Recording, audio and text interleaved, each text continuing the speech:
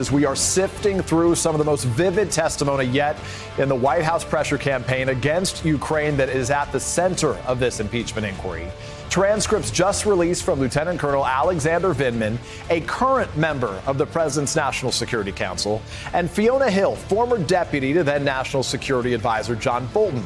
Both Vindman and Hill were firsthand witnesses to some of the key flashpoints at the heart of this scandal. Vindman, who was on that July phone call between President Trump and Ukrainian President Zelensky, testifying that it was blatant and obvious that Mr. Trump was demanding investigations into his political rivals. Those investigations are what Vindman refers to as a deliverable in his testimony. In this first exchange, Vindman is asked, quote, "You were listening in real time to this call along with President Zelensky when President Trump was speaking." Vindman says, "Correct."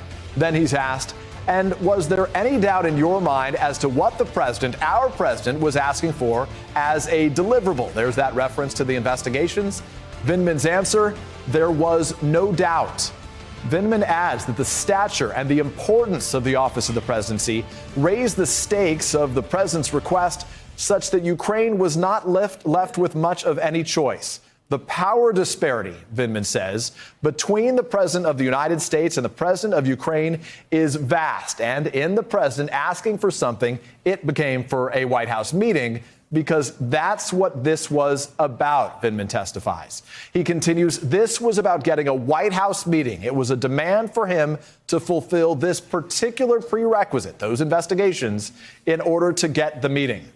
The revelations from the two transcripts released today are numerous, and they include, first, revealing acting White House Chief of Staff Mick Mulvaney as a key architect of the quid pro quo with Ukraine. That's significant. We'll get to it. Second, pulling back the curtain on a so-called irregular channel of diplomats implementing the president's political agenda. And third, providing insights into efforts to cover up concerns about the administration's actions. We are going to get to all of that and a lot more. But first, another critical detail that is worth highlighting here. The great risk that these witnesses have undertaken in coming forward publicly to tell the truth about what they witnessed. From Fiona Hill's testimony, quote, I just have to tell you, death threats, calls at my home. My neighbors reported somebody coming and hammering on the door. Now, I'm not easily intimidated, she says, but that made me mad. Fiona Hill, not the first witness in this impeachment inquiry to tell Congress she fears for her safety because of her participation in these proceedings.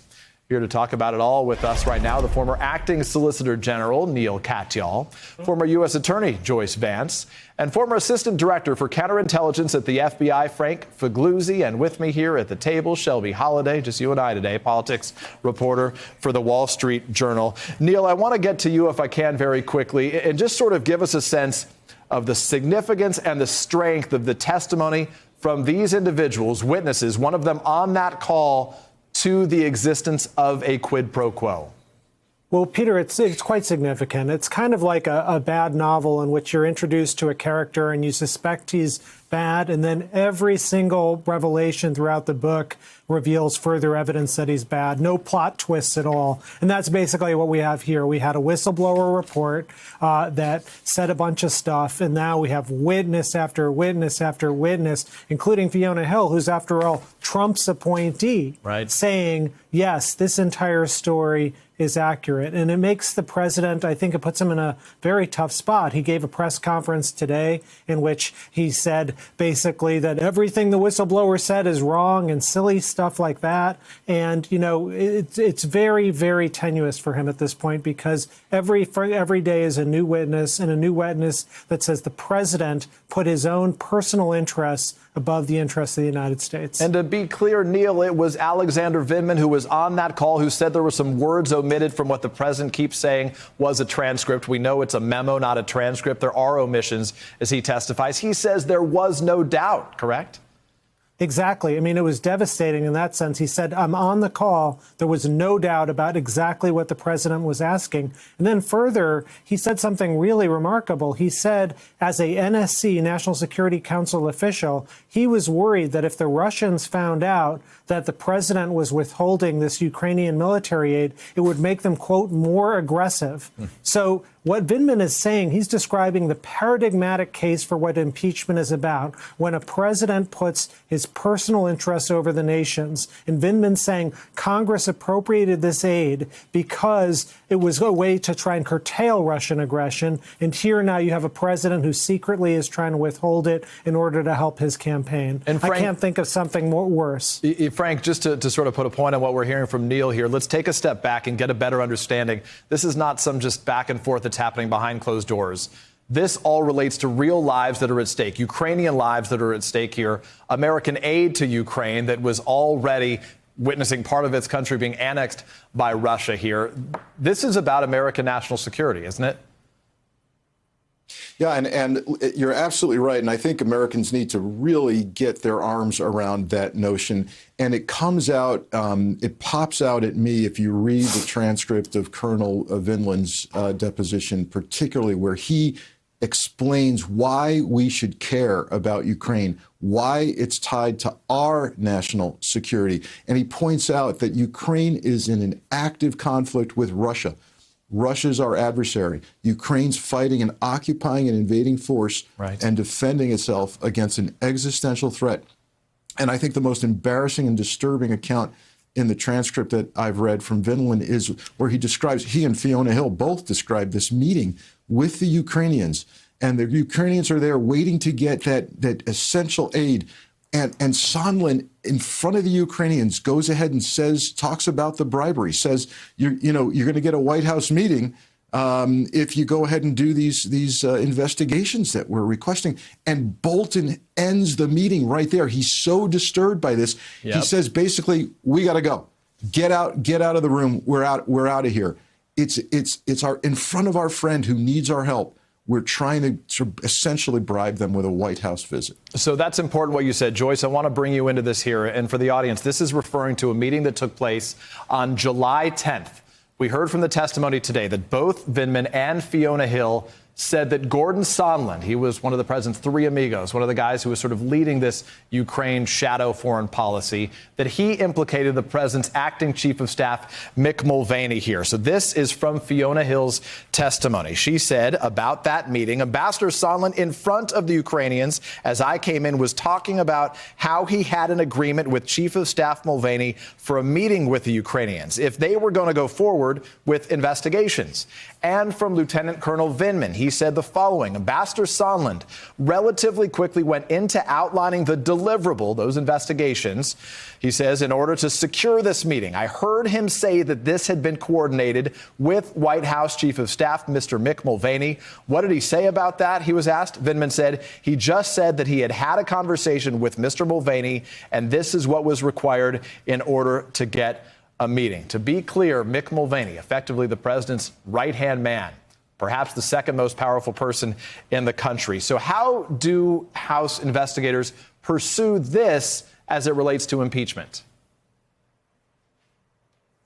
You know, Peter, we talk a lot about the difference between prosecuting a criminal case and impeachment.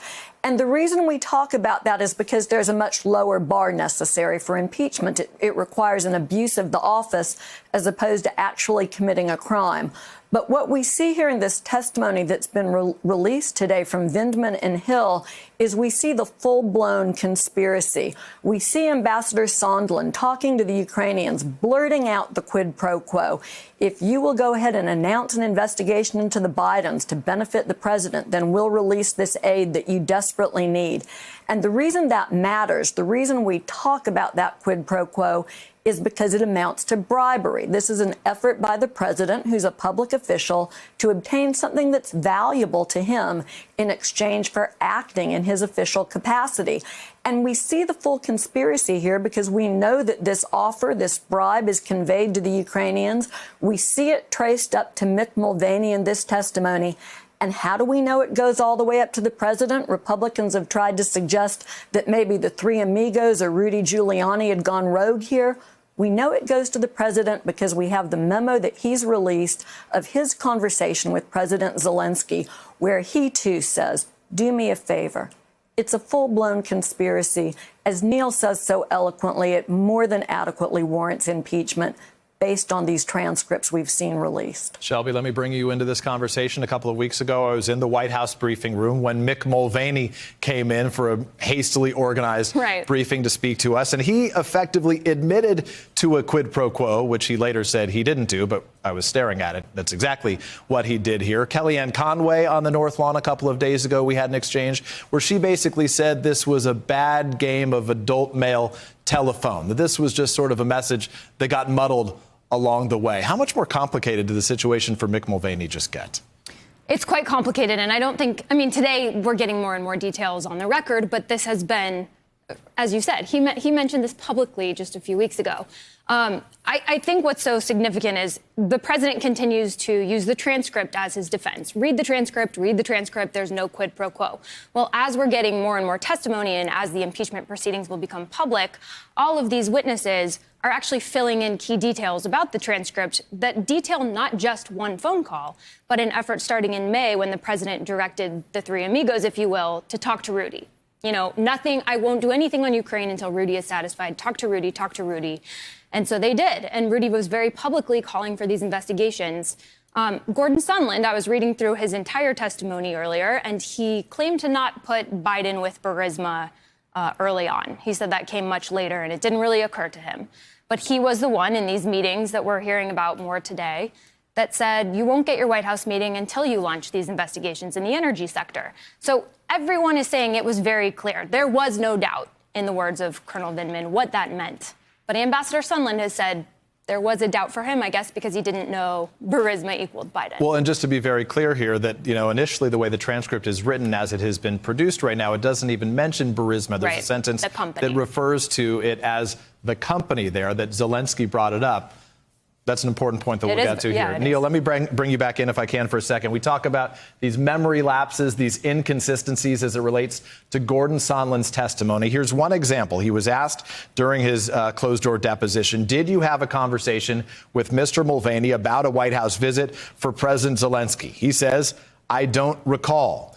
We know he has already updated his testimony once. He said, in fact, I now recall. So what is the circumstance for Gordon Sondland right now, who's facing a lot more potential legal hot water?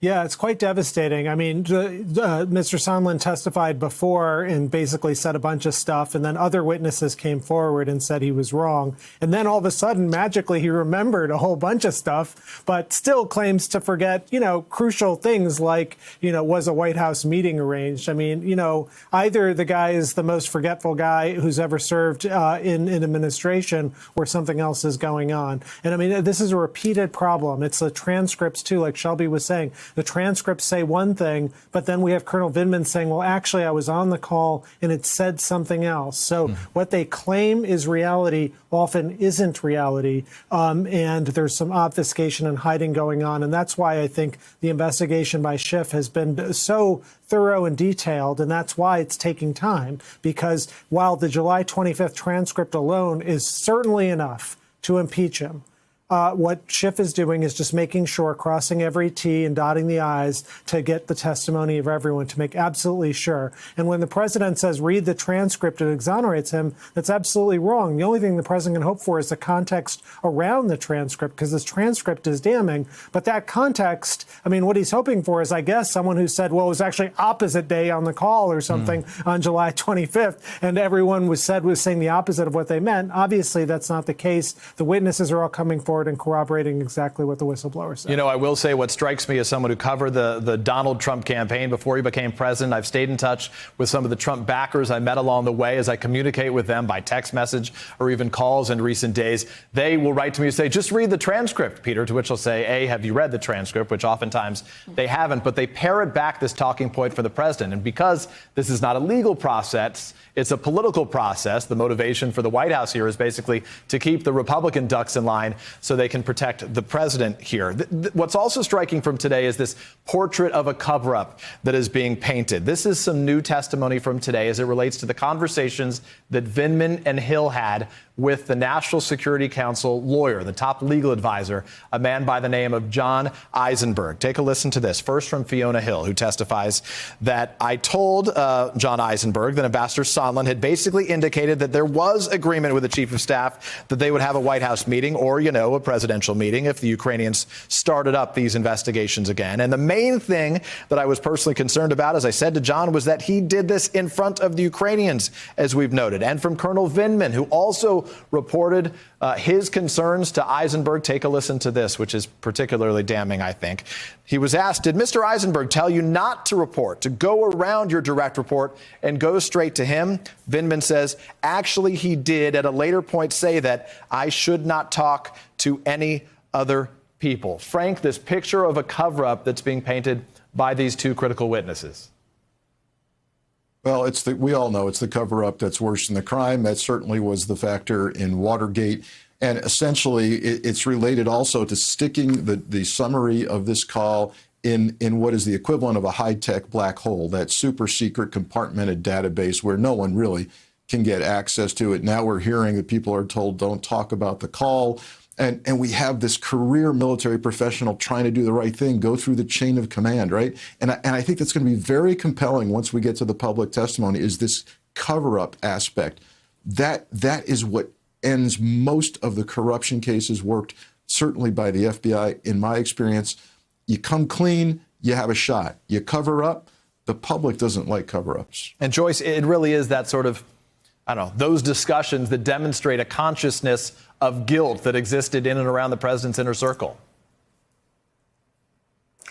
I think that's exactly right. The difficulty in these sorts of cases as a prosecutor, if you're looking at public corruption, is almost always proving intent and proving guilty knowledge.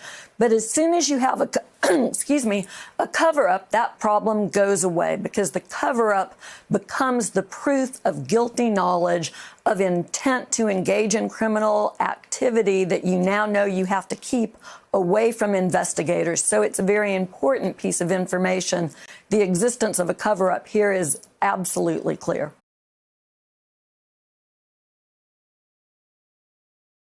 Hey there, I'm Chris Hayes from MSNBC. Thanks for watching MSNBC on YouTube. If you want to keep up to date with the videos we're putting out, you can click subscribe just below me, or click over on this list to see lots of other great videos.